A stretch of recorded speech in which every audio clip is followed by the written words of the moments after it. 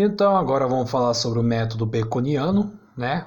Que apesar de todo o pensamento do Francis Bacon se basear também na crítica do método de Aristóteles, né, do raciocínio indutivo, o próprio método do Francis Bacon é bem parecido com o raciocínio indutivo.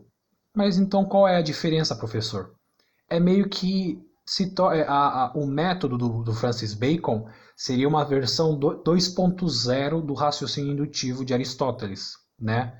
Ele vai aperfeiçoar e colocar alguns pontinhos, alguns detalhezinhos a mais, né? Então, né? O que o Bacon fala sobre o raciocínio indutivo de Aristóteles, né?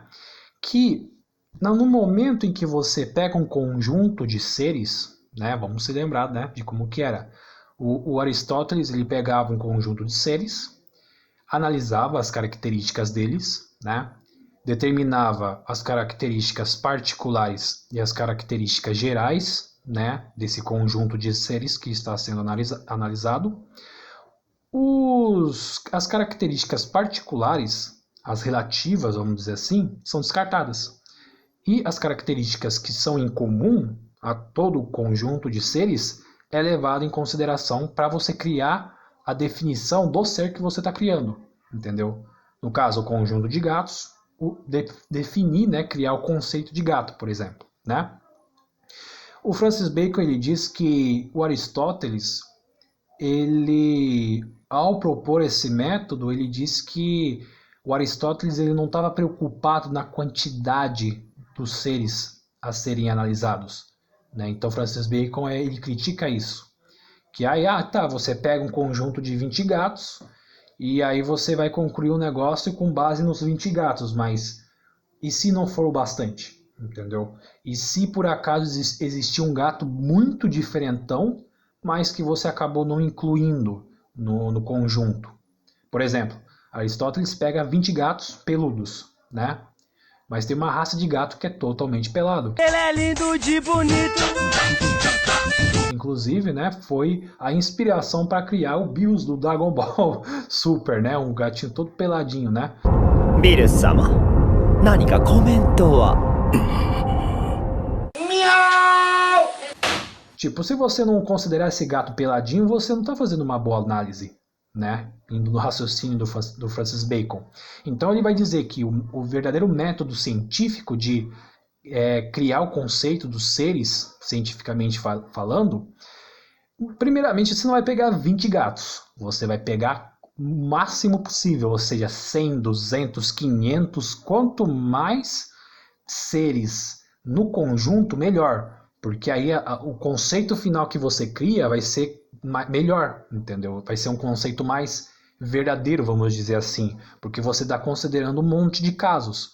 Então a conclusão que você vai tirar vai ser um negócio que é muito mais válido, porque você considera um conjunto maior de seres. Você não está pegando 20 gatos, 12 gatos, você está pegando 100, 500, né? Uma gataiada que isso é louco, né? E você vai ter que considerar os elementos que são desfavoráveis.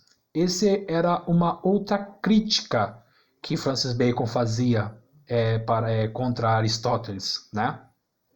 O Aristóteles pega e fala, considere apenas o que for geral. Mas aí para Francis Bacon ele diz, não, vamos considerar também, né, os casos mais diferentões, os casos que vão meio que contra a tendência geral também, né, pô? A tendência geral é que os gatos sejam peludos, mas tem um peladinho aqui no meio. Você vai desconsiderar o coitado do gato pelado, pô? Então, essa era uma outra coisa importante, né, que o Francis Bacon falava, que o Aristóteles não considerava, né? Que é essa questão de considerar também os casos mais diferentões, os casos mais desfavoráveis. Porque se você está pegando o que é favorável, você está sendo tendencioso no seu experimento. Então você também não vai, a partir daí você não vai construir nenhuma ciência, né? Então considere também as coisas mais diferentonas dentro desse experimento científico, né? Para ser um negócio legítimo que realmente não é tendencioso, né? Que uma coisa que realmente seja imparcial. E na hora de você fazer o processo de generalização, tem que ser uma coisa bem lenta, para justamente evitar erros e cagadas, né? Então, percebam a diferença aí, né, do raciocínio indutivo de Aristóteles para o Francis Bacon, né? Entenderam por que eu falei que seria uma versão 2.0?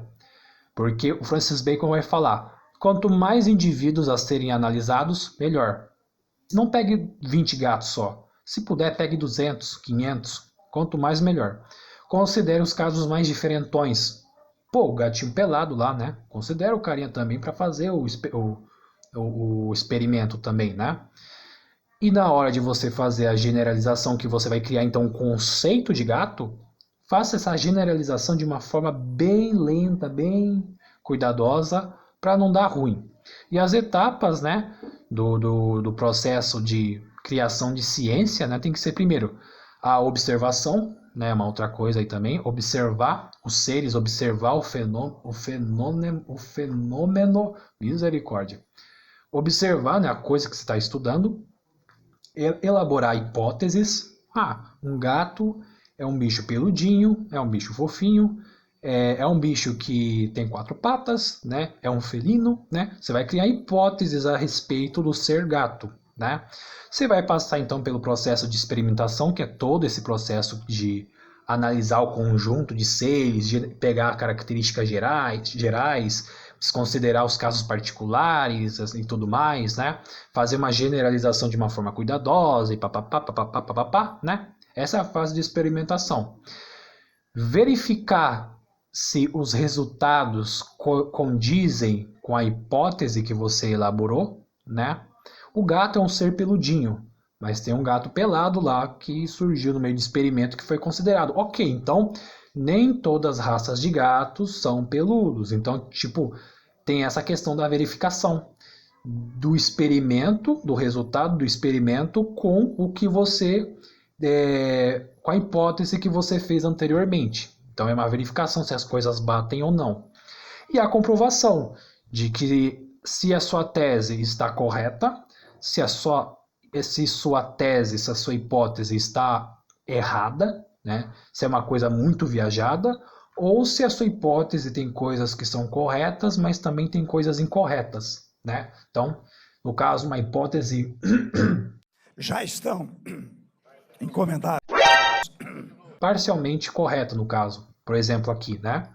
O que a gente pode falar aqui, por exemplo, a hipótese lá, todo gato, né? O gato é um ser peludo, 2 olhos, 4 patas, um rabo. Pera, mas tem um gato pelado aqui sem pelo nenhum. Então, nesse caso, essa hipótese estava 90% certo, porque o resto é isso mesmo. O gato tem 2 olhos, tem 4 patas, pá, né? Mas aí o único erro está na questão do gato ser peludo ou não. Então, nesse caso, a hipótese estaria, né, parcialmente correta, né? E aí, essa basicamente seria o esquema aí do processo do método científico segundo Francis Bacon. Através desse método, então, ele diz que se a gente seguir, né, na linha, né, ponto por ponto, tudo certinho, a gente vai produzir ciência verdadeira.